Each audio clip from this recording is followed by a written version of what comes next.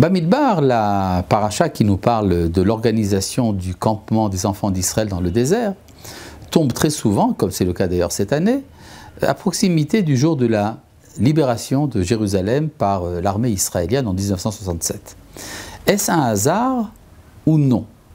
Alors vous comprenez tout de suite que mon intention est de vous dire que ce n'est pas du tout un hasard, il y a un lien extrêmement profond qui rattache le campement dans le désert et la libération de Jérusalem. A priori, ça n'a rien à voir, étant donné que le campement dans le désert, c'était pendant les pérégrinations des enfants d'Israël, en dehors de la fixité, tandis que Jérusalem, c'est le lieu de la fixité par excellence, puisque dans le livre des psaumes, il est dit que Dieu a choisi Jérusalem pour l'éternité et qu'il n'en bougera pas.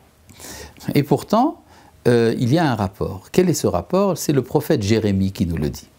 Le prophète Jérémie, dans le 2e chapitre, dit la chose suivante. « Va et tu diras dans les oreilles de Jérusalem les choses suivantes. » C'est comme si le prophète devait parler à Jérusalem en tant qu'une personne qui a des oreilles. « Be'ozne Yerushalayim les morts. » Tu diras donc aux oreilles de Jérusalem, « Ainsi parle l'Éternel. Je me souviens de la grâce de ta jeunesse, de l'amour de tes noces, lorsque tu marchais après moi dans le désert, dans un pays non semé. » Eretz lo Zeroua. Ça veut dire qu'en fait, c'est comme si Jérusalem marchait dans le désert. Ah bon? Est-ce qu'on n'a jamais vu une Jérusalem marcher dans le désert? Eh bien, la Jérusalem qui marche dans le désert, c'est l'âme collective d'Israël. Et l'histoire d'Israël, justement, c'est une âme qui cherche son lieu d'atterrissage.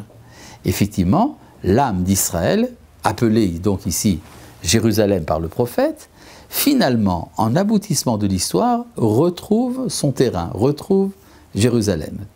Donc, on peut dire que l'organisation du campement des enfants d'Israël dans le désert était une préfiguration de ce que doit être Jérusalem. Et c'est là qu'il est intéressant de voir comment est-ce que cela fonctionne, parce que c'est l'organisation de la société d'Israël dans l'espace dont va nous parler notre paracha. Eh bien, c'est quoi cette organisation?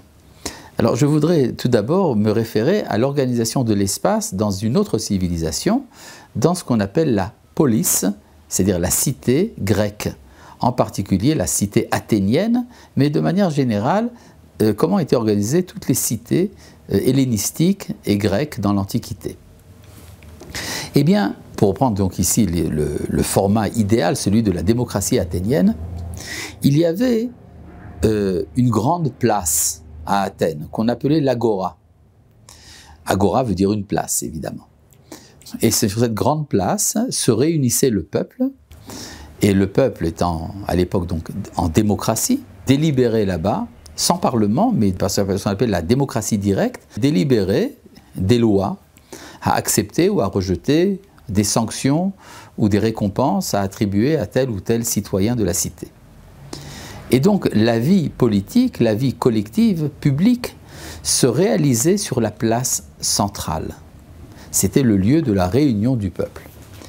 Mais quand nous observons ce qui se passe dans la paracha de Bamidbar, lorsque nous voyons le campement des enfants d'Israël, alors on voit que le peuple, lui, est tout autour, et qu'au milieu, il y a un lieu, le lieu du tabernacle, le Mishkan, dans lequel personne n'entre, s'il n'y est pas invité, s'il n'a pas une fonction à remplir. Le grand prêtre rentre le jour de Kippour dans le lieu le plus profond, dans le Saint des Saints. Mais le lieu, par définition, est un lieu saint. Donc, au milieu de la société d'Israël, il y a un lieu dans lequel on ne rentre pas. Et pourquoi? C'est exactement le contraire de l'agora grecque. Pour une raison très simple, c'est que ce lieu est habité. Il est habité par la présence divine. Mais qu'est-ce qu'il y a dans ce lieu profond? Eh bien, il y a là-bas l'Arche d'Alliance, dans laquelle est déposée la Torah, qui est le signe de l'alliance entre Dieu et Israël. Mais ce qui est encore plus frappant, c'est l'abondance de chiffres qu'il y a dans notre paracha, qui a donné d'ailleurs son nom à ce livre de la Torah. Parmi les 5 rouleaux, notre livre à nous, le 4e, est appelé en français le livre des nombres, du latin numeri, Et ça se trouve également dans la Mishnah, on appelait ça Chumash Apikudim, le livre des comptes. Et la Torah insiste beaucoup sur le nombre des membres de chaque tribu, en particulier ceux qui sont capables de porter les armes. Effectivement, ce compte des enfants d'Israël a été fait à l'approche de la conquête du pays de Canaan. Donc il fallait savoir quel était le nombre des soldats potentiels, des recrues potentiels. Et la Torah donc insiste, la tribu de Juda comptait tant et tant, la tribu de Réhouven comptait tant et tant. On pourrait donc chercher une sorte de symbolisme derrière ces chiffres, une sorte de signification métaphorique. Là, je voudrais m'arrêter simplement sur 4 chiffres, plutôt 5. Il y a 12 tribus qui sont organisées autour du tabernacle. Et les 12 tribus sont organisées de telle sorte qu'il y en a 3 à l'est, 3 à l'ouest, 3 au nord et 3 au sud, qui constituent 3 camps. Il y a le camp de Juda, qui est fait de 3 tribus, la tribu de Juda, d'Issachar et de Zévouloun. Et puis il y a le camp de Réhouven, dans lequel vous avez 3 tribus, qui sont Réhouven, Shimon et Gad. Et puis vous avez 3 tribus qui forment le camp de Dan, auxquels sont associés Naphtali et Asher. Et puis vous avez les 3 tribus qui sont du côté occidental, qui sont le camp d'Éphraïm, qui est composé de 3 tribus, Éphraïm, Binyamin et Ménaché. Et quand la Torah nous donne le détail du compte de chaque tribu, après elle fait également une addition, et elle nous dit combien chacun des 4 camps comportait d'individus. Et ces 4 camps sont une sorte de préfiguration, de projection, si vous voulez, de ce qu'on appelle la Merkava, le chariot céleste, qui est dans le livre d'Ézéchiel, le lieu métaphysique des anges. Eh bien, ce monde idéal se projette dans la vie des enfants d'Israël, entre autres par des chiffres. Et là, je voudrais m'arrêter sur les 4 chiffres qui sont le nombre des enfants d'Israël dans chacun des campements. Tout d'abord, pour ce qui est du camp de Juda, qui fait donc de 3 tribus, la Torah nous donne le chiffre de 186 000 membres.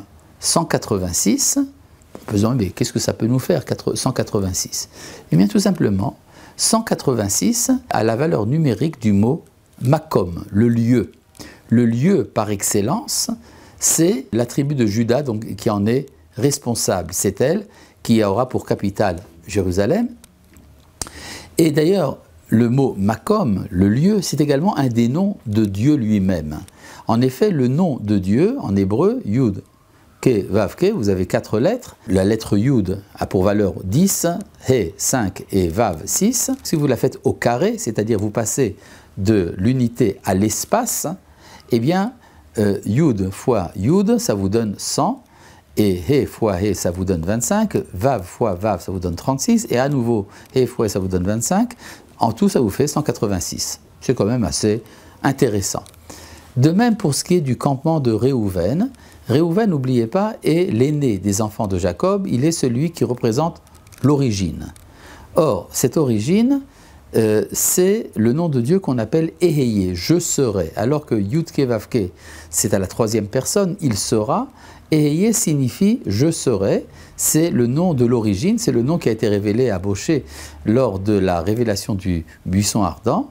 Et si vous écrivez le nom Eheye en plénitude, Aleph, He, Yud, He, ça vous donne 151, ce qui est le chiffre des 151 000 membres de la tribu de Réhouven. De même, pour ce qui est du campement d'Éphraïm, eh bien, ça vous donne 108 000. 108, c'est la valeur numérique du mot chok, qui veut dire une part attribuée. Effectivement, Yosef, l'ancêtre d'Éphraïm et de Ménaché, était celui qui a donné la part, la portion de nourriture, c'est donc celui qui est responsable de l'économie en Israël, et ça vous donne donc 108 000. Et puis ça finit par les 157 000 membres du campement de Dan. Le campement de Dan est celui qui vient à l'arrière, celui qui ramasse les attardés, celui qui récupère ceux qu'ils ont perdus. Et pour cela, il faut une sagesse qui est celle de l'ancien. Un ancien en hébreu se dit Zaken. Zaken 157, comme les 157 000 de Dan. Mais alors, où est mon cinquième chiffre? Eh bien, le cinquième chiffre, c'est le nombre des membres de la tribu de Lévi qui entourent le tabernacle, qui sont responsables de l'enseignement de la Torah et qui sont au nombre de 22 000, comme les 22 lettres de l'alphabet qui constituent la Torah. Et donc, on voit ici quelque chose de très intéressant, c'est la centralité de la tribu de Lévi au temps du désert, qui d'ailleurs sera remplacée en Eretz Israël par la centralité de la tribu de Binyamin. En effet, Binyamin a pour territoire Jérusalem, il est entouré par Juda, Reuven, Éphraïm et Dan, et c'est lui qui prend la place de la tribu de Lévi en Eretz Israël. Pour une raison très simple, le Lévite, qui est un nomade par définition, est responsable de la Torah pendant le temps du désert, et le Benjaminite, qui est un descendant de la seule tribu née en Eretz Israël, qui est le Sabra, c'est lui qui est au centre de la sainteté en Eretz Israël.